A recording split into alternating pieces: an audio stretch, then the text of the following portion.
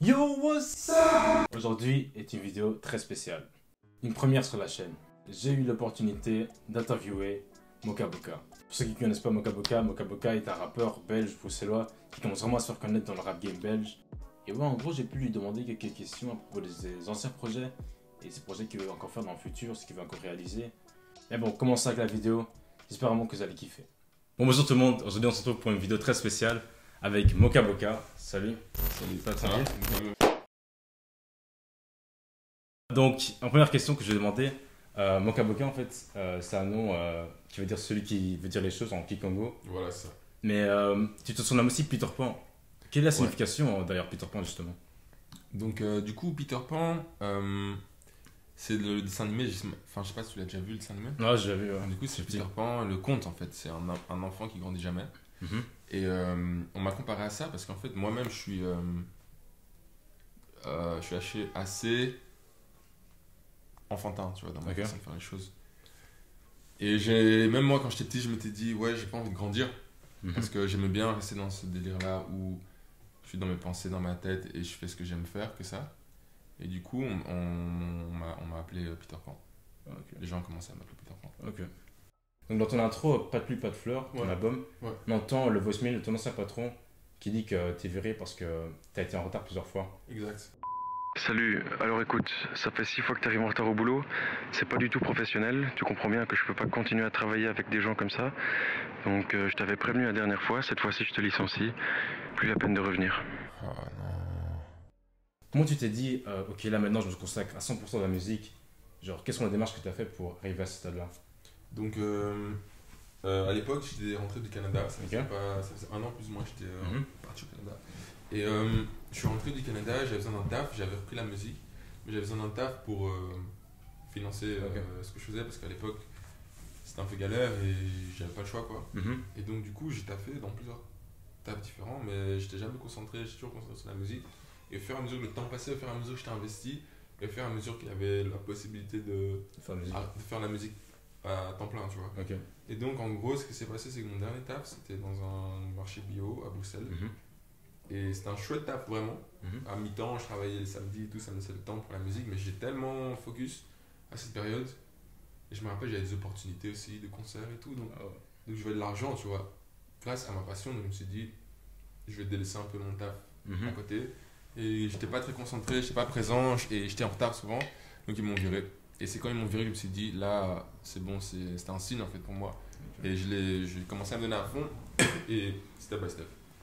Et puis voilà, jusqu'à aujourd'hui, ça va faire maintenant 2 ans plus ou moins que je taffe non-stop. Et tout doucement on y arrive, tu vois. Mais c'est pas évident chaque jour. Parce que c'est la vie d'artiste. Et surtout maintenant avec ce qui se passe avec le corona, tout ça. Ah ouais.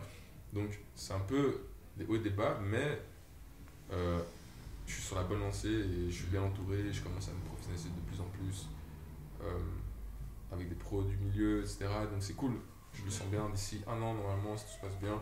Mhm. Je pourrais vraiment me dire que là, j'ai plus de problème d'argent. Ah, comme ça. Voilà, grâce à la musique. Ok. Et genre tu parles aussi du Corona, genre t'avais des tournées que t'avais planifiées pendant Ouais, cette voilà, période? ça. Yes. C'était le début en fait de mes tournées pour, promotionner le projet juste avant Comi. Ah ouais, ouais. Le tout dernier La projet bonne. que je viens de sortir. Et du coup, oui, j'avais commencé avec Oxmo Puccino, c'était cool. Mhm. Des gros noms quand même de la scène française. Il y avait Luigi normalement, je joue avec Luigi, avec. Donc je fais Ox, je vais faire Jossman, Ah ouais. je fais Swing, je fais le Nepsi, Aiko aussi, à Lille. Et ouais, c'est ça. Donc, Ah, et ok. puis ça s'est coupé d'un coup avec le corona. Ah, Mon c'est dernier concert c'était à Lille. c'est comme dommage. C'est grave. Ok. Mais bon, c'est comme ça. Ah, j'avoue, c'est mais je crois bien que genre ça pourrait. Bientôt ça reprendra. Ouais, c'est. J'espère en tout cas, on espère. Ah, ok. Genre, tu trouves que c'est possible que genre, ça pourrait se faire être reporté? Je pense, hein. Je Ouais. pense que de ce que les gens disent là, c'est peut-être 2021, quelque chose comme ça. Ok. On va voir. Ok, on verra. On en reste positif. Ok. J'imagine aussi que une petite partie de tes fans est au courant de ta mixtape Négus que tu avais Ouais. commencé en 2013 et que tu as terminé en 2015. Ouais, c'est ça, exactement. Qu'est-ce qui t'a vraiment poussé genre, à travailler sur ce projet tu vois, pendant 2 longues années? En fait, c'était beaucoup d'hésitation aussi. Ce projet, c'était une sorte de résumé de tout ce que j'avais fait ces 2 dernières années là, entre 2013 et 2015. Mhm. C'est-à-dire que dans le projet, il y a 30 morceaux, ça fait beaucoup. Mais du coup, allez, j'ai pris le temps, tu vois. On peut un peu voir mon état d'esprit de 2013 à 2015. Ah, genre dans les différents sons Ouais, que voilà, c'est ça, dans les différents sons. Et ça m'a pris autant de temps parce que j'étais timide, tu vois. Je sais pas trop sortir ma musique. Donc. Ah ouais. Et j'étais pas assez motivé encore à cette époque-là. Mhm. J'étais encore enfermé dans ma chambre, je connaissais pas beaucoup de gens. Donc, dans ma tête, c'était plus en mode. C'était un challenge pour moi, c'était mes premiers sons, tu vois. C'est mon premier projet. Directement, j'arrive, je fais 30 sons. 30 sons, tu vois. Mais parce que j'étais déter. Mais voilà, j'ai sorti mes 30 sons. Mhm. Et après, j'ai fait directement, je pense, l'année qui suivait un autre projet, mais très secret, que pas beaucoup de gens ont écouté, ça s'appelle Oh mon âme. Je pense qu'il est mis disponible sur Bandcamp récemment là. Ça, c'est un projet juste avant. En fait, c'est le projet avant Supernova. Supernova, ouais. Ouais, ça, c'est avant que je parte au Canada en fait. Je crois que c'était quand j'étais rentré de Londres. Et là, je suis parti à Montréal. À Montréal, j'ai rien fait. J'ai écrit quelques morceaux de Supernova et de Pas de fleurs aussi. Il y a certains morceaux que j'ai écrit au Canada. Et puis j'ai sorti Supernova, Pas de fleurs. Et là, j'étais à mon commis, donc ces 4 projets-là. Okay. Et je vais aussi te demander, Négus, c'est quand que tu vas sortir ça sur toutes les plateformes? Du coup, en fait, j'avais fait une offre. Comme ça, à un moment, j'étais hyper emballé et tout. J'ai fait une sorte de.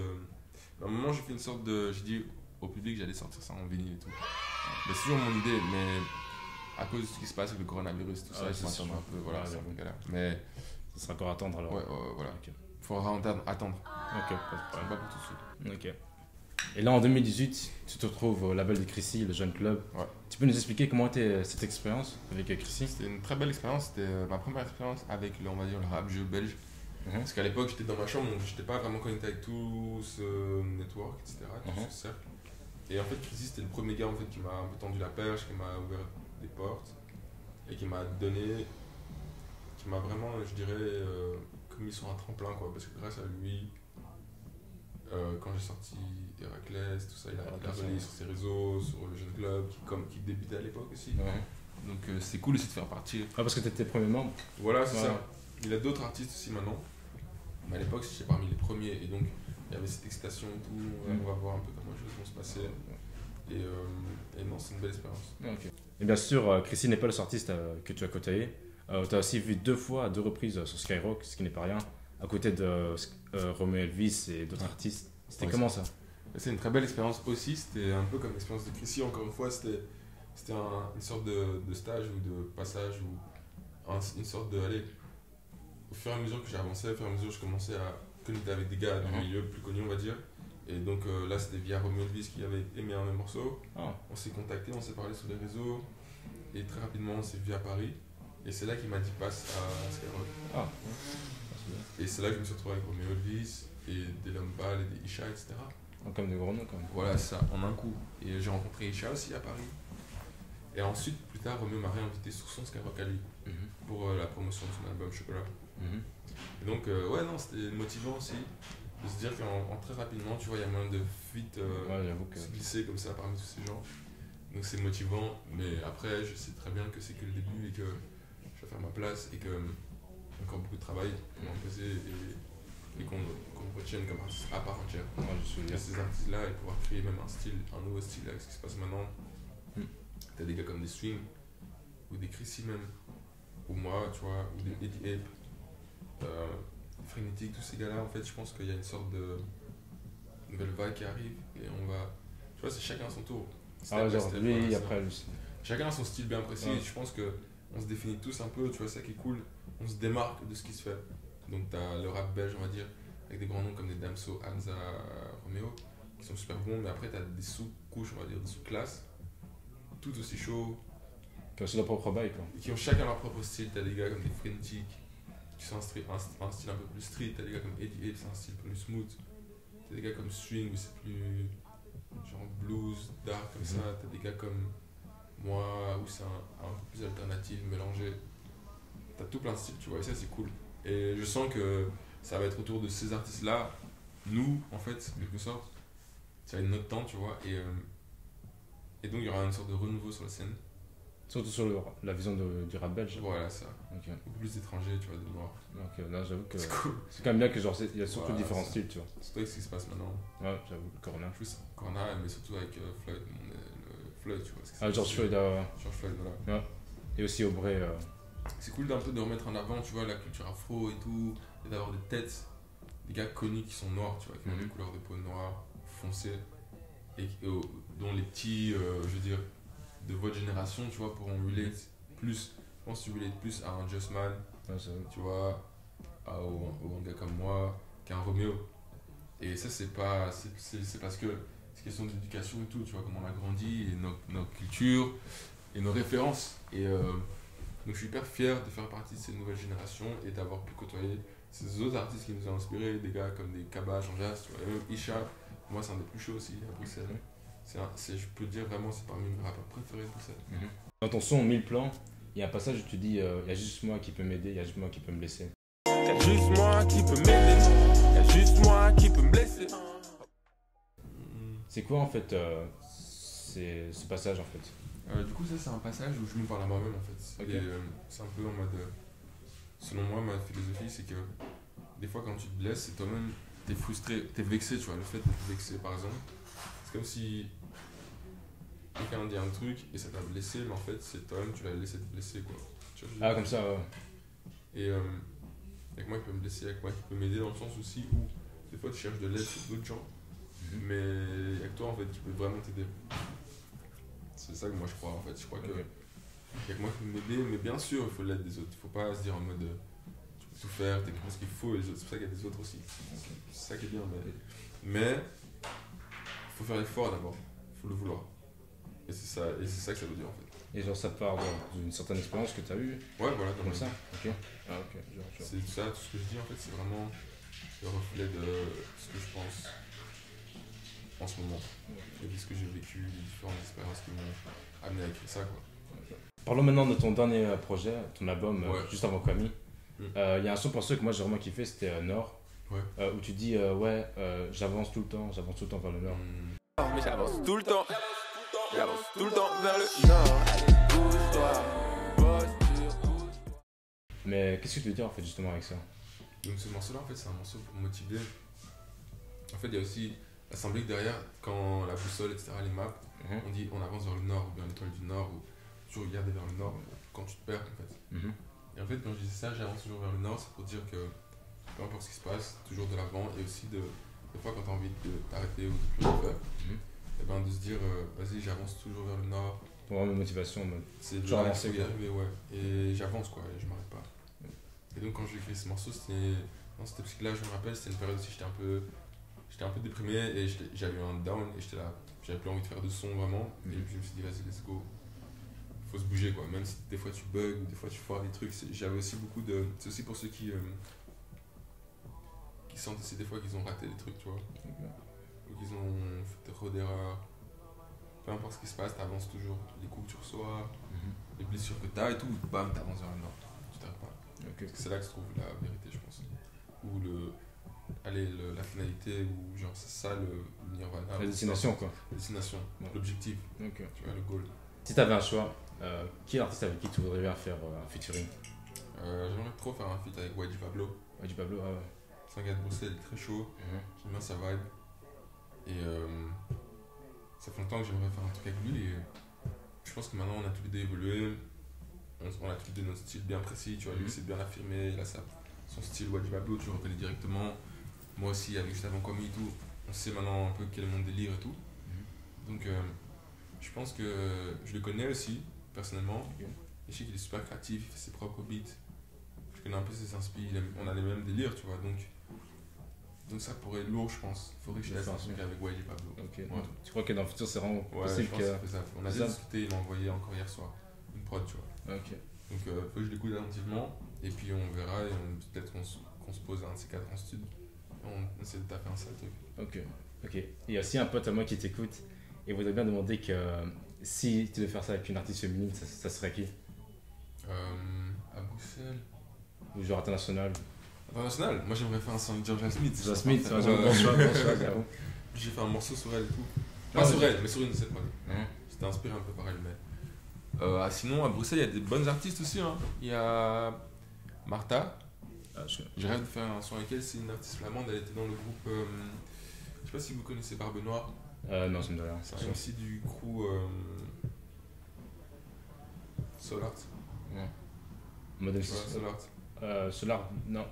C'est des gars très chauds, allez checker Solart, Martha, Barbe Noire. Shout out à tout le crew. Et, donc elle, Martha, elle est super forte. Après, je sais pas, il y a une fille aussi au Canada que j'aime beaucoup, qui est sur mon projet. Il y a deux filles en fait, actuellement. Ok. En fait, en vrai, ouais, il y a deux filles. Il y a une canadienne, québécoise, qui s'appelle Katia. Je Ok. pense super bien. Elle est trop forte. Elle a participé au projet. J'aimais vraiment beaucoup sa voix en fait, son timbre. Elle a un truc soul, elle est blanche, elle chante comme une afro, tu vois. Et elle est très groovy, tu sens qu'elle a la musique, elle sait, tu vois, elle est douée. Et grâce à un ami, j'ai pu la rencontrer, elle a posé ses voix sur Nord. Non. Alors, tu vois, il y a des voix féminines, c'est elle en fait, des ambiances. Ah, ok. Et en fait, elle, j'aimerais faire un son avec elle, et avec Katia, et avec Léonie. Léonie, elle a aussi participé à mon projet sur l'intro maintenant. Ah, sérieux? La voix féminine que tu vois à l'intro là. Ah, ok. Perdu seul dans le noir, j'ai brillé pour toi. Perdu seul dans le noir, j'ai brillé pour toi. Perdu seul dans le noir, j'ai brillé pour toi. C'est elle, c'est Léonie, et c'est une fille de Paris, super douée aussi. Elle a la même voix, le même timbre que Georgia Smith. En tout cas, moi je trouve personnellement, et en dehors de ça, c'est une super fille si je la connais. Elle est partie vivre au Canada, l'expérience elle est mature et tout. Enfin, c'est une super artiste, elle prépare un projet. Il faudra aller checker ça aussi, Léonie, si vous pouvez mettre genre. Ok. Pas de problème, on fera ça, on fera ça. C'est l'entourage en fait, et ça, c'est les gens avec qui j'aimerais travailler. Non, ma toute dernière question pour cette vidéo, c'est que le jour où tu te dis, ok, là j'arrête la musique, Ok. je viens de passer à un autre chapitre, quelle est vraiment la dernière chose que tu veux que les gens se souviennent de Moka Boka? Je veux qu'ils se rappellent de ma musique et qu'ils se disent juste que tu peux, dans la vie, si tu veux vraiment un truc, tu peux y arriver. Ok. Bon, c'est un peu bateau, mais ça, et surtout ce que je veux qu'on se rappelle de moi, c'est d'être, de se dire qu'en vrai, t'as qu'une seule vie et que il faut le faire, tu vois, il faut se bouger. Faut la vivre à fond, quoi. Ouais, il faut la vivre à fond, et aussi que j'aimerais bien qu'on se rappelle de moi comme étant allez, j'essaie de trouver un juste milieu dans tout, tu vois. Parce que je fais de la musique, mon style de musique, avec mes paroles, ma façon de m'exprimer, de voir les choses. J'ai mes principes et tout. Et à travers ça, je veux qu'on se dise juste que il faut essayer d'être le plus ouvert possible, tu vois, même avec ce qui se passe maintenant. Un peu comme des Bob Marley, des Tupac, tu vois, j'aimerais bien que ça Ah, comme ça. Genre le genre de rappeur qui Ben, ça sur des messages, quoi. Voilà, c'est ça. Ouais. Même si je le fais de manière subtilement, mais je ne suis pas engagé encore jamais dans un truc. Mais c'est des trucs qui me tiennent à cœur. Ça me tient tellement à cœur que j'ose pas trop le mettre dans ma musique en fait. Ouais, Sinon ça ouais. me blesse. Mm. Sinon je peux trop m'emballer. Et j'ai peur, j'ai pas envie non plus que ma musique soit une musique politisée. Ouais. Mais elle est très teintée, tu vois. Tu peux l'entendre dans tout ce que je dis. Beaucoup, je répète souvent le mot négro par exemple, tu vois. Même négus que j'avais sorti. Tous ces thèmes en fait. C'est des thèmes qui sont propres à la culture afro et j'ai envie de le mettre en avant, je veux qu'on se rappelle de ça en fait. Et moi je suis métissé, donc je suis blanc et noir, mais on s'en fout, tu vois, la couleur. Sauf qu'il y a un problème avec donc, les afros et les blancs, oui. Et moi je me retrouve entre les deux avec ma musique. Et je veux que ma musique soit juste un élément de paix intérieure et pour l'humanité et pour apaiser l'âme en fait de tous les êtres humains. Parce qu'on vit trop de trucs galères, tu vois. Ouais, j'avoue. C'est pour ça que je fais de la musique vraiment, c'est juste pour ça en fait. C'est premièrement pour m'apaiser moi, parce que je peux pas vivre sans musique, et ensuite parce que ça apaise d'autres, donc c'est cool. Donc là je suis content, tout le monde est content. Ok, j'avoue, je comprends, c'est un bon message en tout cas. Bon les gars, c'était ça, la vidéo avec Moka Boka. Son dernier album est toujours disponible, juste avant Camille, sur toutes les plateformes. Donc ouais, voilà, j'espère que vous avez aimé cette interview. Un grand merci à Moka Boka de m'avoir laissé l'opportunité de l'interviewer. C'est quand même fou quand tu penses qu'il y a un an, je filmais encore avec cet iPhone 5C. Et là, un an plus tard, je suis là en train de faire une interview avec un artiste. Et j'espère que ce ne sera pas le dernier, en tout cas, sur cette chaîne. Et ouais, honnêtement, maintenant, on est déjà presque à 500 abonnés. Vraiment, ça fait extrêmement plaisir. Genre que je peux faire cette interview. Et là, maintenant, en l'espace d'un an, qu'on est presque à 500 abonnés. Donc vraiment, merci à tout le monde pour ça. Moi, perso, je serai de retour en juillet, puisque j'ai examen en juin. J'espère que vous comprenez ma décision. Donc ouais, en tout cas, on se retrouvera très vite à une nouvelle vidéo en juillet. On se retrouve très vite, les amis. Allez, ciao!